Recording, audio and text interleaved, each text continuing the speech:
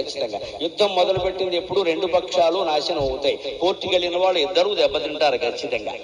ఒకడు పైకి ఏడుస్తాడు, ఒకడు లోపలికి ఏడుస్తాడు, అంతే తేడా. ఎలాగో కోర్టు ఖర్చులు మనం ఖర్చు పెట్టినవి రావు. అందుకని ఓడిన వాడు పైకి ఏడుస్తాడు, గెలిచిన వాడు లోపల ఏడుస్తాడు. యుద్ధమేనా అంతే. కానీ ధర్మం కోసం యుద్ధం చెయ్యాలి. ఎలాగా? మనం ఎవరి మీద యుద్ధం పరిగెట్టుకుని చేయొద్దు. కానీ ఏ దేశమైనా మన దేశం మీద యుద్ధం ప్రకటిస్తే చెయ్యాలా వద్దా? మన వ్యక్తిగత జీవితాలైనా అంతే. మనం ఎవరి స్థలాలు ఆక్రమించం. కానీ మన స్థలం ఎవడైనా ఆక్రమిస్తే ప్రాణాలకు తెగించి పోరాడవలసిందేనమ్మా. అదే ధర్మం, అదే ధర్మం. వాళ్ళంతే.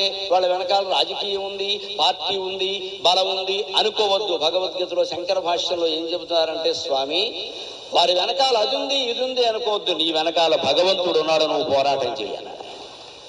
నీది ధర్మం అయినప్పుడు నీ వెనకాల భగవంతుడు ఉన్నాడు కదా, ఎందుకు వాళ్ళు ఉన్నారు వీళ్ళు ఉన్నారంట. అలాగే అభిమన్యుళ్లాగా గర్వపడద్దు, నా ముందు వీళ్ళెంత అని. అక్కడ కూడా భగవంతుడు ఉన్నాడు, ఏం చేయాలో అదే చేస్తాడు.